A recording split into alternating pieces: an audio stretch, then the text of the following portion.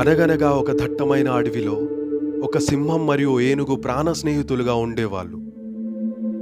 వారిద్దరి స్నేహం అడవిలోని జంతువులన్నిటికీ ఆదర్శంగా ఉండేది. అదే అడవిలో ఒక జిత్తుల మారి నక్క కూడా ఉండేది. సింహం మరియు ఏనుగుల స్నేహాన్ని చూసి అది ఎంతగానో కుళ్ళుకునేది.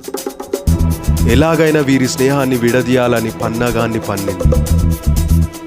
ఒకరోజు సింహం ఒంటరిగా ఉన్నప్పుడు జిత్తుల మారి నెమ్మదిగా దాని దగ్గరకు వెళ్ళి వినయంగా నటిస్తూ, మహారాజా, మీకు ఒక రహస్యం చెప్పాలి. మీ ప్రాణ స్నేహితుడు గజరాజు మిమ్మల్ని పడగొట్టి తానే ఈ అడవికి రాజు అవ్వాలని చూస్తున్నాడు.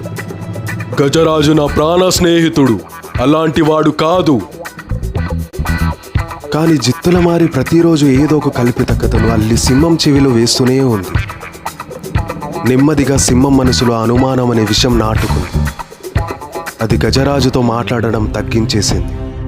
ఇది గమనించిన గజరాజు చాలా బాధపడ్డాడు. తన స్నేహితుడి ప్రవర్తనలో మార్పుకు కారణమేమిటో అర్థం కాలేదు. ఒకరోజు నేరుగా సింహం దగ్గరకు వెళ్ళి, మిత్రమా, ఎందుకు నాతో సరిగా మాట్లాడడం లేదు? నేను ఏమైనా తప్పు చేశానా? అప్పటికే అనుమానంతో రగిలిపోతున్న సింహం, నువ్వు నా స్నేహితుడివి కాదు, నా శత్రువువి. నన్ను మోసం చేసి రాజు అవ్వాలని చూస్తున్నావు. మహారాజా, ఎవరో మీ మనసులో లేనిపోనివి కల్పించి మన స్నేహాన్ని విడదీయాలని చూస్తున్నారు. దయచేసి వారి మాటలు నమ్మకండి. సరిగ్గా అదే సమయానికి చాటుగా ఇదంతా చూస్తున్న జిత్తుల మారి నక్క ఆనందంతో గంతులు వేసింది. తన పన్నాగం ఫలించిందని సంతోషపడింది. అదే అడవిలో ఉన్న ఒక తెలివైన ముసలి గుడ్లగూబ ఇదంతా గమనిస్తూ ఉంది. అది నిజ నిజాలు తెలుసుకోవాలని నిర్ణయించుకుంది. ఒక రాత్రి జిత్తుల మారి నక్క తన స్నేహితులతో తన విజయాన్ని పంచుకుంటుంది.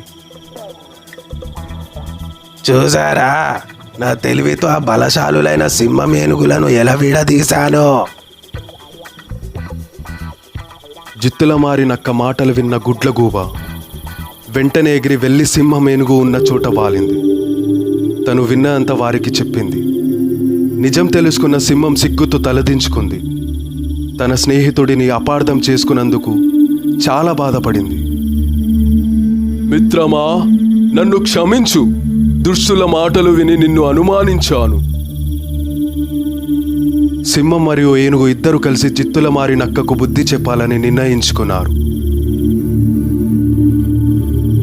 ఇలాంటి దుష్టబుద్ధి ఉన్న వారికి అడవిలో స్థానం లేదు. అడవి నుండి నిన్ను బహిష్కరిస్తున్నాము. వెళ్ళు, ఇక్కడి నుంచి వెళ్ళిపో.